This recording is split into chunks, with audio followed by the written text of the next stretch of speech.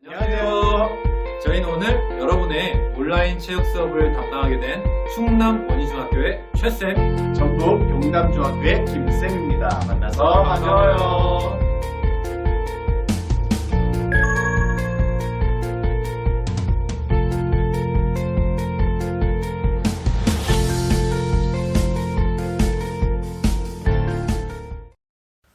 김쌤, 그동안 어떻게 지내셨어요? 아주 잘 지냈죠. 타바타 운동하면서 살이 빠질 걸 기대했었는데 과도기인 것 같아요. 늘어나더라고요, 살이.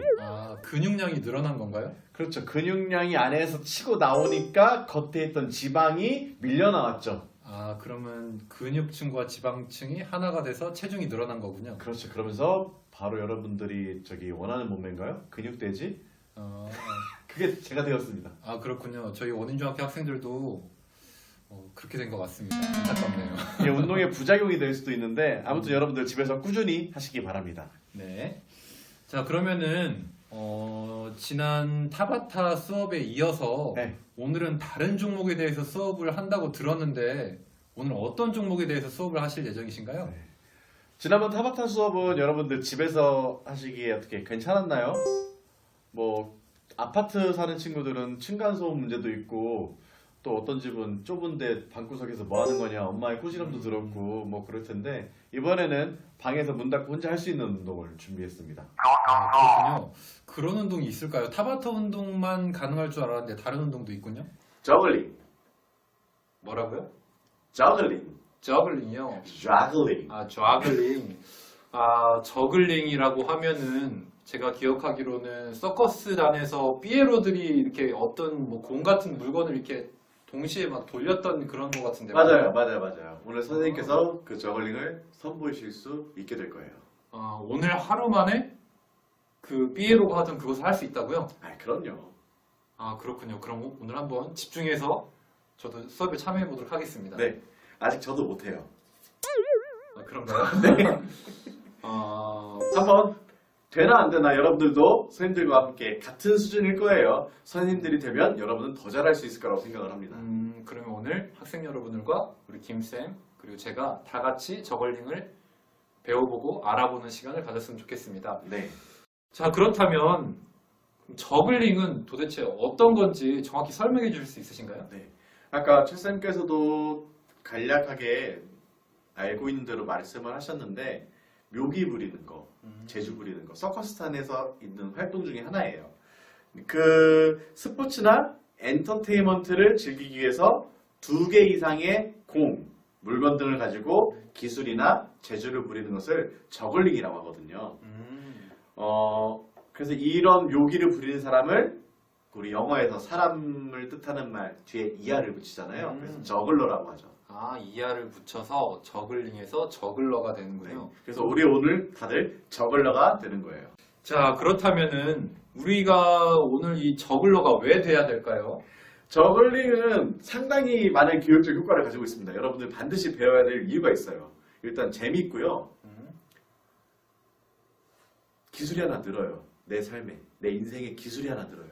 어디 가서 개인기를 보여야 될 상황에서 주변에 물건이 있는데 딱히 손에 할 게 없다. 쥘만한 물건 3개만 있어도 3구 저글링 보여주면 이거 박수 받죠. 그렇죠. 대부분 개인기는 노래나 춤을 하는데 식상하잖아요. 식상하기도 하고 노래나 춤 솔직히 어렵잖아요. 네, 저글링 하면서 노래 부르면 대박이고요. 김쌤이 노래를 되게 잘하시는 걸로 알고 있는데 한 소절 부탁드려도 될까요? 갑자기? 가시죠, 이제 저글링. 그렇다면은 김쌤이 실질적으로 노래를 정말 잘합니다. 다음에 기회가 된다면 한번 들어보도록 하고요. 네, 댓글창에 선곡 주시면 제가 그 중에서 자신 있는 곡으로 골라서 노래 꼭 불러드리도록 하겠습니다. 네, 기대됩니다. 네, 코로나가 얼른 끝나야 제가 사라지죠. 자, 코로나 타파! 자, 저글링을 통해서 먼저 뇌 기능을 발달시킬 수가 있는데요. 과학 잡지 네이처에 소개된 내용에 따르면 그 지원자들이 저글링을 통해서 되게 많은 뇌 변화를 일으켰다고 하는데 실질적으로 그 지원자들의 저글링 전후 사진을 찍어봤을 때, MRI 사진을 찍어봤을 때 실제로 뇌의 그 모습이 변했고 기능까지도 많이 변화되었다고 하네요. 실질적으로 뇌가 훈련된 거죠. 아, 긍정적으로 업그레이드 됐다. 그렇죠. 전두엽의 모습이 많이 바뀌어서 뭐 똑똑해졌고 실질적으로 그 어르신들 같은 경우에는 치매가 예방되는 효과까지도 얻을 수 있기 때문에 여러분들의 부모님 그리고 조부모님까지 같이 하게 된다면 더 좋은 운동이 되지 않을까 맞아요. 생각합니다. 저글링은 가족끼리 또 같이 할 수 있고 여러분들이 배워서 부모님께 알려드릴 수도 있고 그러면서 가족의 분위기가 훨씬 더 화기애애해질 수 있을 거라고 생각을 합니다. 네. 그리고 여러분들이 지금 학생이기 때문에 공부를 하는데 또는 운동을 하는 데 있어서 많은 집중력이 필요할 텐데요. 그렇죠. 이 저글링을 통해서 집중력을 향상시킬 수 있다고 합니다. 특히 저글링은 동작을 반복하는 운동인데요. 그러한 몰입하는 과정을 통해서 집중력이 향상이 되고 실제로 이 때문에 우리나라가 아닌 많은 해외 학교에서도 이 저글링이라는 종목을 교육과정에 채택해서 집중력을 향상시키고 있다고 합니다. 그리고 스트레스 해소에 아주 탁월한 효과가 있다고 하죠.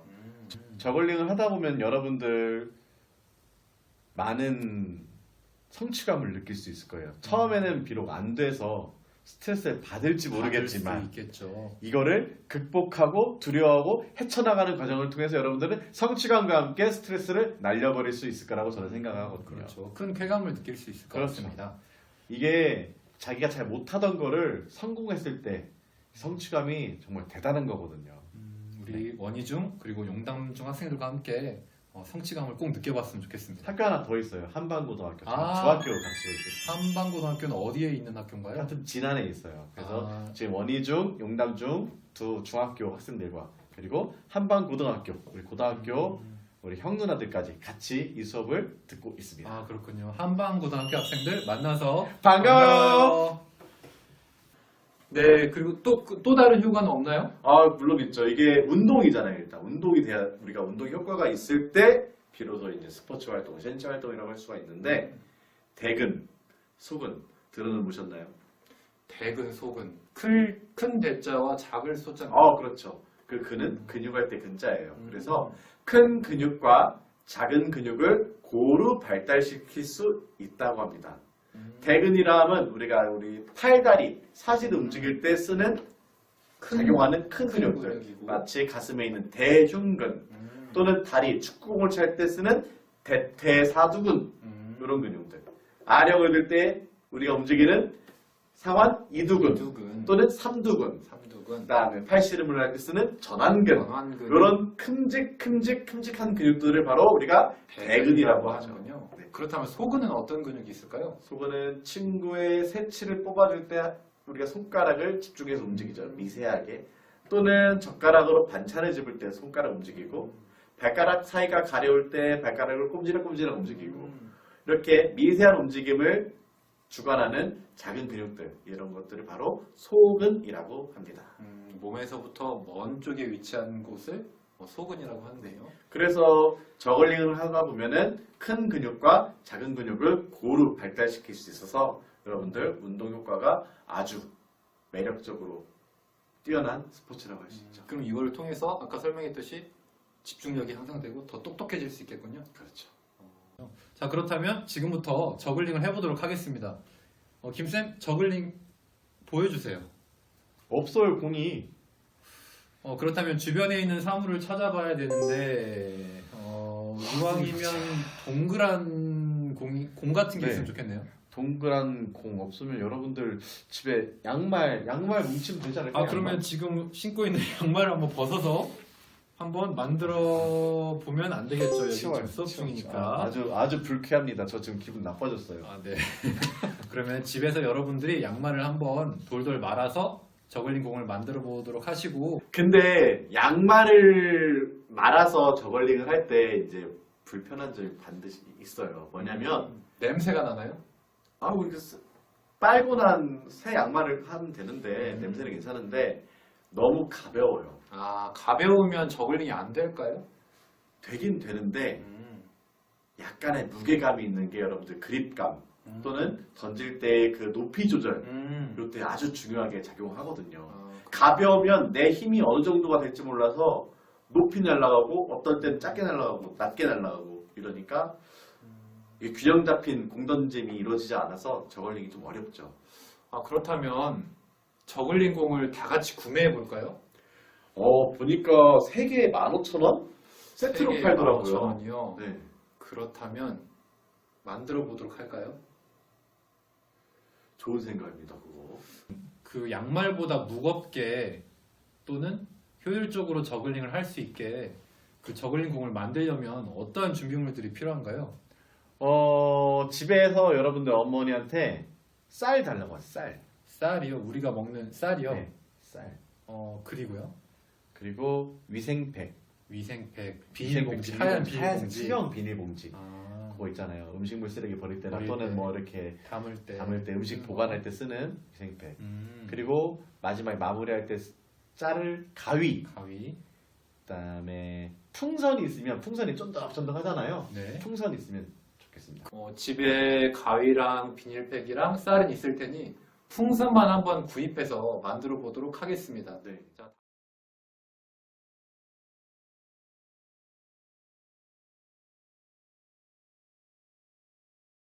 쌤들도 지금 준비물을 막 챙겨서 왔습니다. 저글링 공 하나를 만드는데 필요한 거는 풍선 2개. 공 하나에 풍선 2개. 그리고 아까 쌀. 쌀 어디 있나요? 쌀? 무농약 5색 5미를 준비했습니다. PPL 금지입니다. 네, PPL 하면 안 되고요. 엄마는 혼나요. 그다음에 여러분들 쉽게 집에서 구할 수 있는 위생팩 위생팩 한 장. 한 장 뜯었습니다. 그리고 이따가 쌀을 위생팩에 넣은 다음에 매듭을 짓고 마무리를 해줄 가위가 필요하죠. 자, 그러면 처음 1단계가 뭔가요, 칠쌤? 일단 쌀을 자신의 손 크기에 맞게 비닐팩에 넣는 작업이 제일 중요한데요. 손이 큰 남학생들 같은 경우에는 자기가 한 손으로 잡을 수 있는 양만큼의 쌀을 넣으면 되고 손의 크기가 상대적으로 작은 여학생들 같은 경우에는 자신의 손 크기에 맞춰서 남학생들보다는 조금 적은 양의 쌀을 넣어주면 되는데요. 일단 제일 중요한 것이 3개의 저글링 공이 무게가 동일해야 된다는 거죠. 그러니까 공이 작아도 되고 커도 되지만 일단 3개가 같아야 된다는 거죠. 그 이유가 뭔가요? 그 이유는 무게가 다르게 되면은 그 자신의 손의 힘은 일정한데 무게가 다르게 되면 공의 높이가 달라지기 때문에 무게가 일정해야만 자신의 일정한 힘으로 동일한 높이의 저글링 공을 위치시킬 수 있는 거죠. 네, 알겠습니다. 그러면은 한번 위생팩에 쌀을 담아보도록 하겠습니다. 일정한 양을 위해서 저희 계량컵을 사용할게요. 계량컵을. 자, 이 정도면 됐을까요? 계량컵 꽉 채워보시겠어요? 네, 좋습니다. 위생팩에 넣어보도록 하겠습니다. 짜잔, 담았습니다. 담았는데 칠쌤, 매듭을 어떻게 지어야 잘했다고 소문이 날까요? 자, 일단 비닐팩에 쌀을 가장 그 끝까지 집어 넣은 다음에 꽉 해야 되는데 꽉 묶으려면 그 쌀이 들어간 그 위치에서 2-3번 정도 비닐봉지를 돌려서 공기를 최대한 빼주고 매듭을 지어야 되겠습니다. 자, 매듭을 지어보겠습니다. 매듭 짓는 건 어려운 일이 아니에요. 자, 지었을 때 이게 쌀과 가까이에 붙어있기 때문에 여러분들도 최대한 밀착시켜서 잡아당겨주면 되겠습니다. 보이시나요? 아, 되게 잘 묶으셨네요. 제가 매듭을 잘 짓는 사람입니다.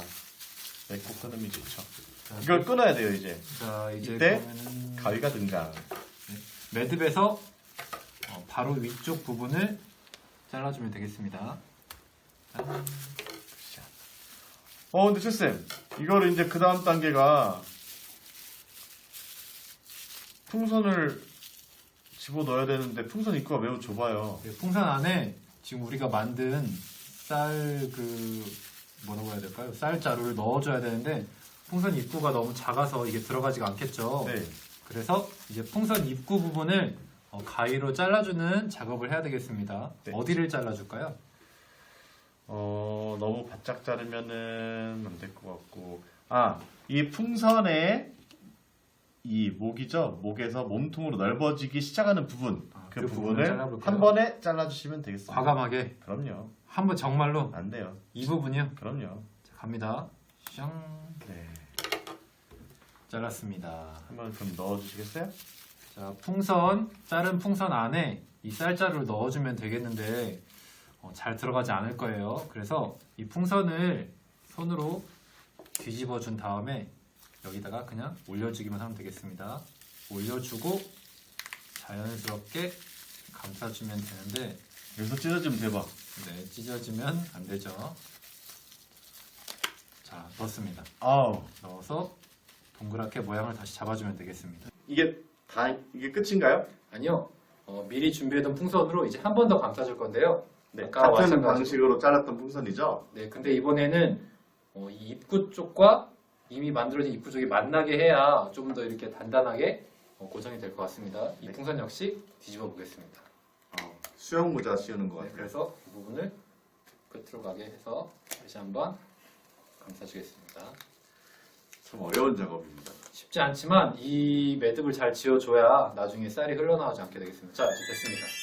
이 방식으로 여러분들 공을 지금부터 2개를 더 만들면 우리가 3개 가지고 저글링을 할 수가 있게 되겠죠. 자, 그렇다면 3구 저글링을 성공하기 위해서 어떠한 연습이 필요한지 우리 김쌤이 한번 알려주시겠어요? 먼저 공 하나를 가지고 우리가 잘할 수 있어야 됩니다. 일단 공과 친해져야 돼요. 이 우리가 만든 저글링 공과 친해져야 3구 저글링을 성공할 수 있다는 거군요. 이를테면 한 손으로 10번 위로 올려서 받기. 지금 우리 김쌤은 공을 일정한 높이로 던지고 받고 있는데 기계죠. 그 높이의 기준을 어디로 잡으면 좋을까요? 저는 눈 높이보다 조금 높은 이마 높이 정도. 눈보다 조금 높은 이마 정도, 네. 이마 정도로 높여주면 3구 저글링을 할 수 있다는 거고요. 그렇죠. 자, 그렇다면 우리 김쌤이 한번 10번 연속으로 한번 도전해 보시겠어요? 제가 2가지를 하겠습니다. 위로 던져서 받기, 좌우로 받기. 이제 시선은 고정. 시선은 고정. 해볼게요. 네. 하나, 둘, 셋, 넷, 다섯, 여섯, 일곱, 여덟, 아홉, 열. 매우 훌륭합니다. 깔끔했죠? 그렇다면 옆으로 하는 거는 제가 한번 도전해 봐도 될까요? 네, 이렇게 하는 건데 한번 안 보고 하실 수 있겠어요? 안 보고요? 눈을 감고 하나요? 그럼요. 눈을 감고요? 도전? 이게 3구 저글링한테 도움이 되나요? 그럼요. 손 끝에 속은 발달. 소금 발달. 자, 그렇다면 눈을 감고 옆으로 저글링 공을 주고받는 것을 한번 해보겠습니다. 네, 도전. 진짜 눈 감았습니다.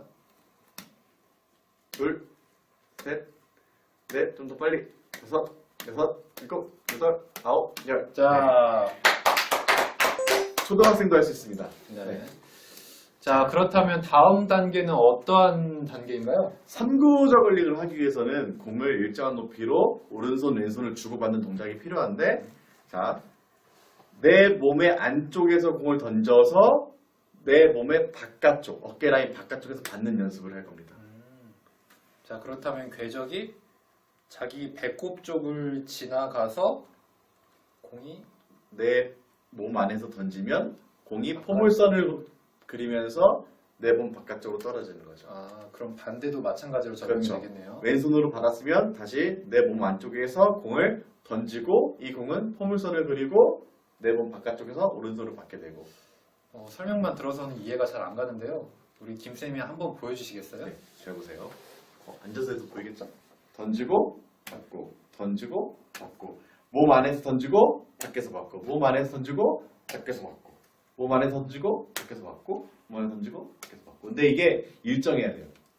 질문이 있는데 왜 김쌤처럼 배꼽을 지나서 던지고 바깥에서 받고 또 안쪽으로 들어가서 바깥쪽으로 받아야 되고 이 과정을 왜 거쳐야 되나요? 그냥 막 하면 안 되나요? 자, 공은 우리가 세 개의 공으로 가지고 우리가 저글링을 할 거잖아요. 공이 이동하는데 서로 방해를 주면 안 돼요. 이 위치가 달라야 돼요.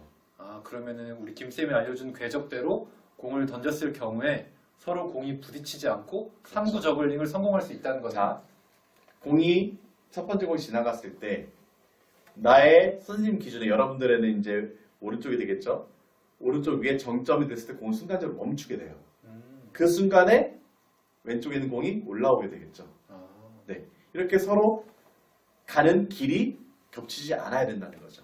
그렇군요. 근데 오늘 공 만드는데 또 시간을 많이 썼고 공을 벌써부터 2개를 하기에는 어렵죠. 좀 어려울 것 같아요. 그래서 우리 하나를 선생님이 가지고. 보여준 한 개의 저글링을 위로 던지고 또는 반대쪽으로 던지는 것만 충분히 연습한다면 다음 차시를 준비하는데도 도움이 많이 될 것 같은데요. 일단 중요한 거는 공과 친해지기. 여러분들 손으로 공을 던지고 받는 거에 있어서 자연스럽고 익숙해질 때까지 집에서 연습을 하시면 되겠습니다.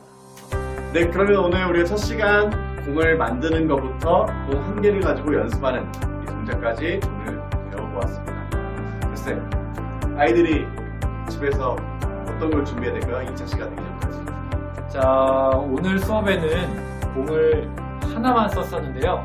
다음 시간에는 저글링 공 2개를 이용해서 던지고 받는 연습을 할 거기 때문에 지금 영상을 본 학생들은 한 개의 공을 더 만들었으면 좋겠어요. 아까도 얘기했듯이 일정한 크기의 그리고 일정한 무게의 공을 하나 더 준비해 주시면 되겠습니다. 공을 풍선으로 만들기 힘든 친구들은 양말을 가지고 만들면 되겠습니다. 양말을 만들 수도 있겠네요. 네. 자, 오늘 수업은 여기까지 하고요. 다음 영상 때 만나도록 하겠습니다. 여러분들 다음에 만나요. 만나요.